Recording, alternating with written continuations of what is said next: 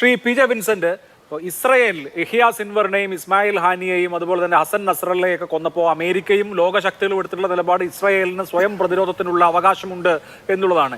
India സമാനമായ നിലയിൽ എന്തെങ്കിലും ആക്ഷൻ എടുത്താൽ ഇതേപോലെ ഇന്ത്യയുടെ സ്വയം പ്രതിരോധത്തിനുള്ള അവകാശമായി ലോകരാജ്യങ്ങൾ കാണുമോ, വിശേഷിച്ച് അമേരിക്ക കാണുമോ? എന്താണ് താങ്കൾക്ക് തോന്നുന്നത്? അല്ല, ലോകരാജ്യങ്ങൾ അങ്ങനെ കാണുമോ ഇല്ലയോ എന്നുള്ള ചോദ്യമേ ഉദിക്കുന്നില്ല. നമ്മുടെ രാജ്യത്തിനെതിരെ അക്രമം നടത്തുന്ന ആളുകൾക്കെതിരായിട്ട് ശക്തമായ പ്രതിരോധം കൊണ്ടുവരണമെന്നുള്ളതല്ലേ. ഇപ്പോൾ ലഷ്കർ ഇ തൈബയുടെ വൈസ് കമാൻഡർ പൊസിഷനിലിരിക്കുന്ന ആളാണല്ലോ കസൂരി. ഈ കസൂരിയാണ് ഈ അക്രമത്തിൻ്റെ പിന്നിലെന്നുള്ളതിന് വ്യക്തമായ തെളിവുകൾ ലഭിച്ചു കഴിഞ്ഞു.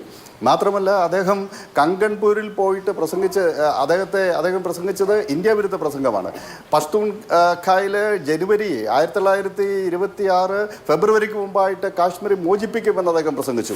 അപ്പോൾ ഇങ്ങനെ ഇന്ത്യ വിരുദ്ധ പ്രവർത്തനങ്ങൾ നടത്തുന്ന ലഷ്കർ ഇ തൊയ്ബയും ജമാഅത്തുദ്ദവയും അതുപോലെ ഹിസ്ബുൾ മുജാഹിദീൻ അടക്കമുള്ള ടെററിസ്റ്റ് ഓർഗനൈസേഷൻ, ഇതൊരു ഹൈഡ്ര ഹെഡഡ് ഓർഗനൈസേഷനാണ്.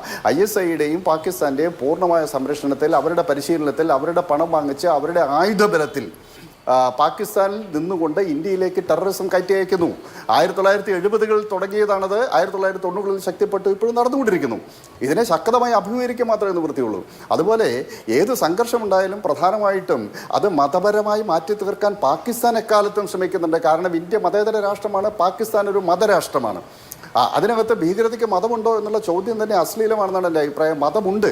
ഇപ്പം ഡി കമ്പനി എടുത്തു കഴിഞ്ഞാൽ ആ ഡി കമ്പനിയിൽ മതമില്ല. കാരണം അവിടെ ദാവൂദ് ഇബ്രാഹിം ഇരിക്കുന്നു, തൊട്ട് താഴെ ചോട്ടാ ഇബ്രാഹിം ഇരിക്കുന്നു, അതിനപ്പുറം പെരേര ഇരിക്കുന്നു. ഇവരെല്ലാം ചേർന്നിട്ടുള്ള ഒരു സംഘടിത കുറ്റവാളി സംഘമാണത്. പക്ഷേ ലഷ്കർ ഇ തൈബ അങ്ങനെയല്ല. ലഷ്കർ ഇ തൈബ ഒരു ഇസ്ലാമിസ്റ്റ് സലഫി ജിഹാദിസ്റ്റ് പ്രസ്ഥാനമാണ്. അതിന് കൃത്യമായിട്ടുള്ള ഐഡിയോളജി ഉണ്ട്.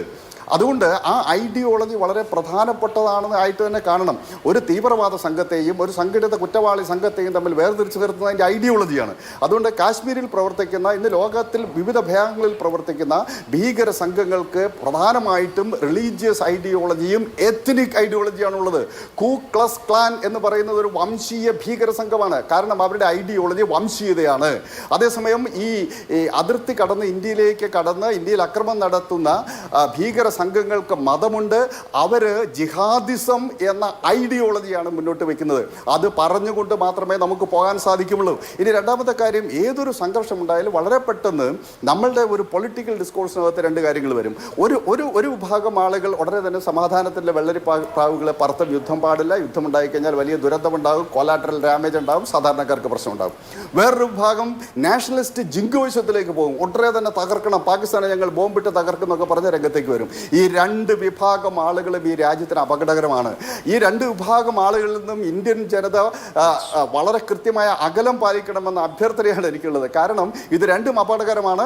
നമുക്ക് വേണ്ടത് വളരെ സൂക്ഷ്മമായി ഈ കാര്യങ്ങളെ നിരീക്ഷിച്ചുകൊണ്ടുള്ള പ്രതികരണമാണ്. രാജ്യത്തിന്റെ ഉത്തമ താല്പര്യം പരിഗണിച്ചുകൊണ്ടുള്ള തീരുമാനങ്ങളാണ് സ്വാഭാവികമായും എല്ലാവരും പ്രതീക്ഷിക്കുന്നതും അങ്ങനെ ഉണ്ടാവുമെന്ന് വരുന്ന നാളുകളിൽ വിചാരിക്കാം.